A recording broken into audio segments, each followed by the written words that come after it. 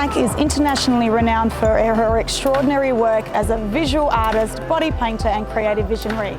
But her journey began in the world of makeup. Discover how the skills and passion behind her early career helped shape a global artistic brand.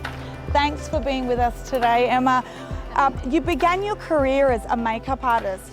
What first drew you to that world of makeup? Well, it was actually when I was at school, we had to pick what we were going to do for work experience. And I thought I wanted to do something in beauty, so I went to the local beauty salon and they said to me, I said I wanted to do makeup, and they were like, well, you don't do that here. So they sent me to Peacock Academy, where I actually studied makeup artistry, and they lovingly took me on for a week, and I made masks and hung out, and I just loved it, and I knew that's exactly what I wanted to do. That's amazing. Yeah, I was fortunate to find it really early. Brilliant, brilliant. How did you transition from the makeup to the body art and visual arts? Well, actually, to be quite honest, I was probably doing the body art before I studied makeup artistry. So I was doing a lot of face painting on kids. And then, you know, so obviously it's on the face. And then when I studied at Peacock Academy, Bill Peacock basically said to me, what you're doing on the face, why don't you do that all over? And I was like, okay, I'll give it a go. And that's how it sort of started. So bless him. Amazing. So what kind of training or courses were more valuable when you started in makeup? Well, definitely like the course with Bill. So that was Peacock Academy back in the day. And I think I waited maybe 6 months out of school because I wasn't 18 yet. I don't think I was I think I was just turned 17, so I was quite young. But they knew I wanted to do it, so I think they just ended up just letting me in a little bit earlier, so I just got stuck in. So yeah, that was probably the most valuable because they were just so inspiring and they were really into what I was doing with the painting, and yeah, it was so good. It's very supportive. What do you think elevates a makeup artist from being good to truly exceptional, like yourself? I just think being able to relate to people is like really super important. You're in their space, so you're sort of like the bridge. Like if you're working on a photo shoot, you're the bridge between the person entering the room and then being able to sit for a photo shoot. So part of that is like making them feel really super comfortable. By the time they're in front of the camera, you've got like gold basically. So a lot of photographers will choose, I think, somebody that can warm them up as such, you know, get them talking, get them, you know, feeling good about themselves. I think really personable. Yeah, awesome. What's been one of the most rewarding moments in your career in particular? What do you remember? Oh gosh, I mean, there's so many. You know, some of my main things that I've done that are sort of, I guess, like moving beyond what anyone's done with body art before. Like, so the stop motion stuff, I've always wanted to do that, and then I had the opportunity with the Gautier video clip, of course.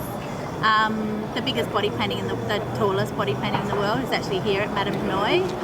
She stands at 8 metres tall. Amazing. And then the body sculpture, that sort of started the whole body sculpture, camouflage thing that's sort of going on the internet now. So where I painted, I think it was 17 or, I can't remember, 17 or 19 people painted up like a car, a crashed car. And how long did that take? Well, it was a day, but you know, it's sort of, it's really, I mean, I had a whole lot of people sort of helping me, of course, you know, but I'd never done it before, and it was one of those things where I just sort of said, like the creative director said, what do you need from me? And I said, I need you to just sit back and not say anything to me, because if I doubt anything, we're stuffed. Amazing. So, yeah, luckily they did. They're very kind. So where do you draw your inspiration from?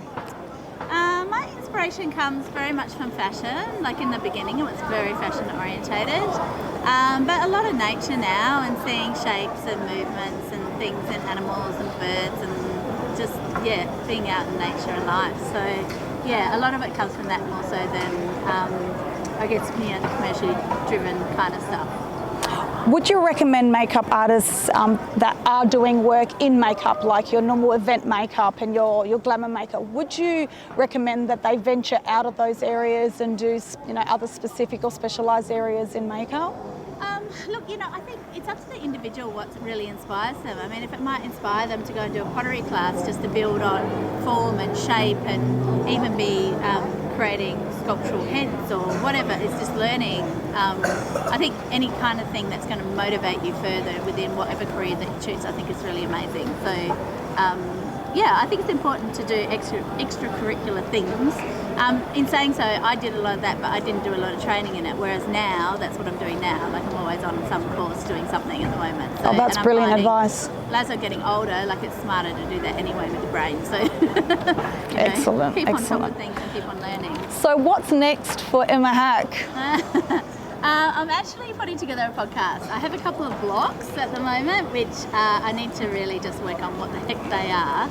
But basically, it's called the Muse of Eros, and I'll be body painting people while I talk about art, love, relationships, a little bit sex. It might be a little bit spicy. Ooh, spicy! Yeah. So I think that kind of side of it brings everything else that I'm doing in. So I sort of stopped doing makeup artistry about 15 years ago, and I've just taken makeup back. But my body painting, I haven't painted since 2021, so it's time to sort of get back into it. That's amazing, brilliant. So what's one product or tool you rely on or have relied on since the early days of your makeup? What's your number one product? We talked about this before, right? It's a product that everyone goes, I can't believe you still use that. So I use Kryolan a lot. It's become popular again, which is great. But yeah, I use all that for my makeup and face painting. The setting spray. Do you love the setting spray? I don't use setting spray. You don't? I don't even know. Like, I'm so old school. I was telling you this before. I don't use anything new. I just use what I was learned with in the beginning. But yes, I'll try the setting spray. Try the setting spray. What's the best piece of advice you would ever receive when starting in the beauty industry? What can you offer as a piece of advice to makeup artists that really want to make it out there? Best piece of advice is just really focus on what you want to do. But I guess based in South Australia, you do need to sort of, try everything and really branch out and just be available. I think, do work experience with people that are doing interesting work. Don't steal their jobs. Be genuine and authentic in every way. People can see through all the rubbish, really, I think, at the end of the day. And then really set your boundaries with your clients as well. Like I find that a lot of clients, especially in the advertising industry, it's like a 3-month turnaround to get paid. Like I just won't work with people that do that anymore. So I think it's like really important to sort of, say these are my terms and stick by them, and then just be super reliable and amazing on set, always happy. Yeah. Great advice, great advice. So shall we do a fun, fast 5-question set? If you would like to. All right, you ready to go? Yeah, sure. What kind of music fuels your artistic flow? Oh my goodness, everything does. But if I'm actually going to start painting for the day, if I haven't painted for a long time, it's Stevie Wonder's Superstition. Woo. And if I turn that on, I can work. And then I've got a flow. It's weird, right? I don't even know why, but this is all learnt behaviour. I've learned about this now since It works? training and stuff. Yeah, And that's all that matters? Yeah, that's good. Okay, question number 2. Coffee, meditation or chaos? What gets you moving in the morning? In the morning, I put on meditation music to try and get myself awake, and then I have a coffee damn quickly. Your most unforgettable canvas that you've ever painted on? This is a hard one. I knew this question was coming, but I didn't really know what I was going to answer. I'll probably have to say Le Gautier, really, more than anything, I think. That was really hard work. That was 23 hours straight. But so. what an amazing film, Well, Claire. it turned out all right, didn't it? Oh, and the attraction, my goodness, Yeah. like worldwide, that was amazing. Yeah. Dream collaboration? Dream collaboration. Future? Yes, future. Oh, my goodness. Or now? That's a hard one. I have no fast 5 on that one. Oh my God, there's so many people out there in my whole world. Madonna, Kylie, Madonna? I don't know. Someone I can do something crazy with, I guess. Cool. One beauty rule that you always break? Wash my face properly at night. It's not a me thing. I'm okay for 52. You look amazing. Well, thank you so much for your time, Emma. Thanks for being with us today. Thank you so much.